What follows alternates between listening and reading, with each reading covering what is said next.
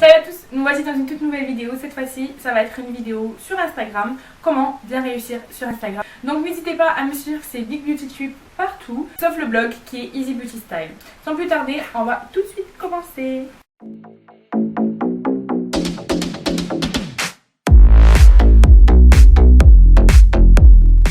J'ai récolté donc plein de conseils de certaines Instagrammeuses. Alors nous allons avoir donc les trésors de Laura, nous allons avoir Barbara, nous allons avoir Mathilde, nous allons avoir Manon, nous allons avoir Charlène, Fiona, La Vie en Lucie et Eddy. Donc sans plus tarder, je vais vous livrer tous leurs conseils. Et celui de Barbara, en fait, elle nous a livré énormément de conseils, donc je vous laisse patienter jusqu'à la fin pour vous révéler tous ces conseils. Il y a Manon et Laura donc, qui nous disent qu'il faut absolument rester soi-même. Il y a Eddy qui partage ce même conseil, mais elle ajoute qu'il faut être absolument assidu, présente tous les jours en photo, essayer de faire des stories, faire des vidéos, des IGTV pour augmenter sa visibilité. Et effectivement, elle a complètement raison parce que la dernière fois avec Nesrine à la Tubecon, on avait assisté à la conférence que Instagram donnait en fait lors du vendredi, qui nous disait qu'en fait il faut absolument utiliser tous les outils de Instagram, c'est-à-dire IGTV, photos, vidéos, story et tous les petits outils qu'ils mettent à disposition pour qu'on puisse les utiliser. Et plus on les utilise, plus on monte en visibilité. On est récompensé en fait par Instagram. Donc ensuite nous allons avoir donc Mathilde qui nous dit qu'il faut absolument accorder beaucoup de temps à tout ce qui est création de contenu qualitatif au niveau des photos.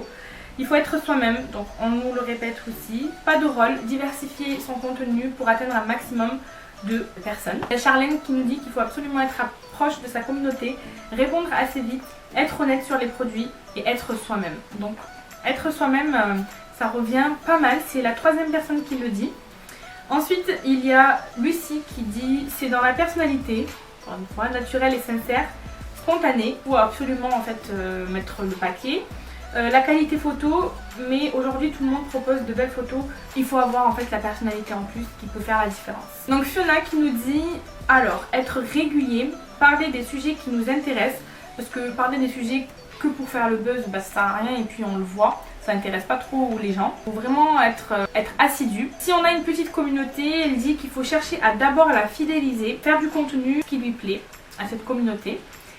Et si le contenu est similaire à une autre influenceuse, n'hésitez pas à faire des duos, à partager vos comptes entre vous, etc. Comme ça la communauté de l'une découvre la communauté de l'autre. Et elle dit aussi pour sa communauté qu'il faut la récompenser grâce au concours, en faire de temps en temps. Donc sans plus tarder, on va passer à tous les conseils que Barbara nous a donnés.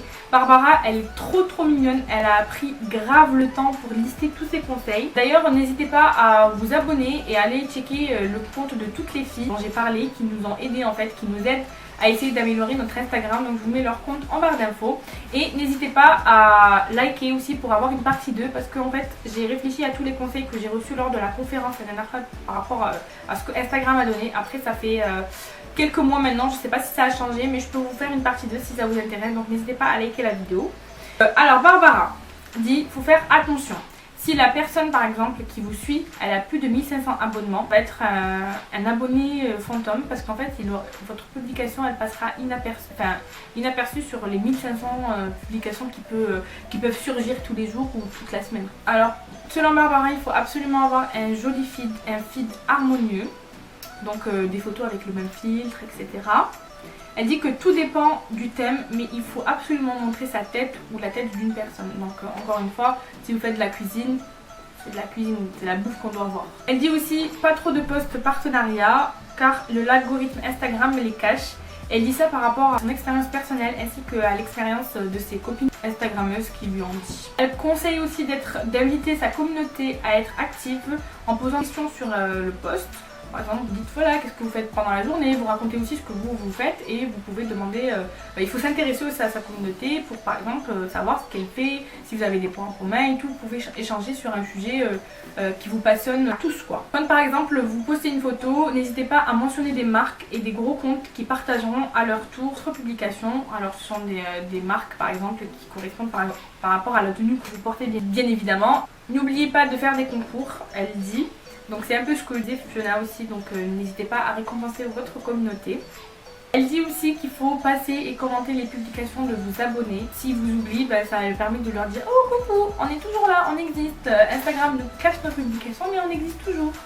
Alors, elle dit aussi qu'il faut utiliser les hashtags populaires dans l'heure. Donc il y a des sites qui sont spécialisés pour vous dire quels sont les hashtags. Après ça, cette technique, je ne l'ai jamais essayé. Donc je ne sais pas du tout si ça marche. Une fois, en fait, j'ai choisi des hashtags, mais c'était vraiment au pif. Enfin, c'était pas au pif par rapport à la publication que j'étais en train de poster. Et j'ai eu, grâce à ces hashtags, 2600 visites grâce aux hashtags.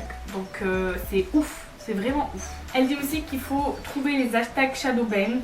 Donc ce sont des hashtags apparemment, je sais pas si c'est un mythe ou pas. Apparemment ce sont des hashtags qui sont tellement trop utilisés que Instagram, dès que tu l'utilises, il cache ton compte. Tu peux pas avoir ton compte par rapport à ces hashtags. Enfin, il cache ta publication en fait. En fait la dernière fois quand on est parti donc à la TubeCon avec Nesrine, il disait que c'était un mythe et que shadowbanned ça n'existait pas. Donc entre ce que les gens disent et leur expérience et ce que Instagram dit, je sais pas qui croire. Instagram, quand même, elle va pas nous mentir. Si.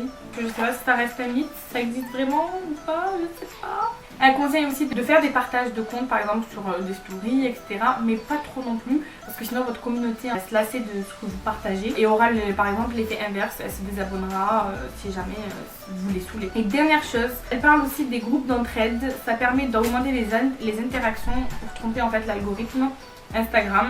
C'est vrai que j'en fais partie. J'ai déjà essayé et je trouve ça plutôt cool parce que du coup j'ai l'impression que grâce à ça, ma communauté en fait elle voit plus mes posts. Ça dit qu'il y a de l'interaction sur ma publication. Du coup en fait ça l'ouvre à plusieurs abonnés qui vont voir ma publication et du coup qui vont venir. Je sais pas si vous voyez ce que je veux dire. Aucune à parler d'achat de commentaires ou de likes ou d'abonnements. Moi je trouve que c'est hyper immoral de faire ça parce que ça sert à rien. C'est juste un chiffre que vous allez avoir. Au final vous n'allez pas avoir d'interaction, d'engagement sur votre compte. Donc je trouve ça des fakes. Il y en a, pas parmi celles que je vous ai dit. Enfin en tout cas il y en a pas du tout. Enfin je sais pas, je pourrais pas vous le certifier à 100%. Mais il y en a plein que je suis. J'ai vu que en fait c'est passé de... C'était combien? De 10 000 à 30 000 en l'espace de moins d'un mois. Après ça peut être possible quand on fait un partage. Mais c'est compliqué. Mais par exemple moi sur TikTok, mais après c'est différent. Sur TikTok par exemple j'ai gagné 5000 abonnés en 2 jours. C'est énorme.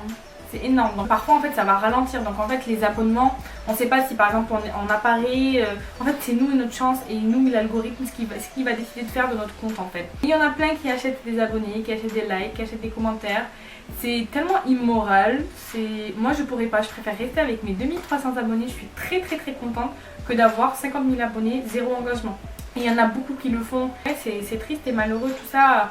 Pour l'appât du gain. Après c'est vrai que les marques n'aident pas non plus parce que les marques elles ont besoin de voir qu'il y a de l'engagement, qu'il y a un certain nombre d'abonnés, donc du coup ça pousse les gens à être à l'affût, à être à la course, alors que non, le but c'est le partage en fait. À la base des bases c'est le partage avant de devenir un business en fait. Et peut-être que moi j'arrive pas à un peu évoluer parce que je le vois que comme étant du partage et je devrais peut-être le voir en étant plus business qu'autre chose.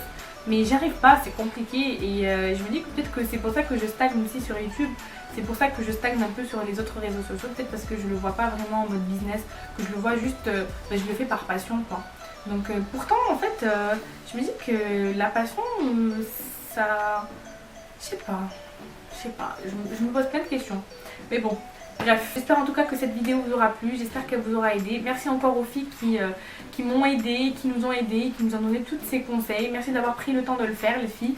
Je vous fais de très gros bisous, merci d'avoir suivi cette vidéo. N'oubliez pas de vous abonner, Big Beauty Trip, activer la cloche et on se retrouve pour une nouvelle vidéo demain. Bisous. Mouah.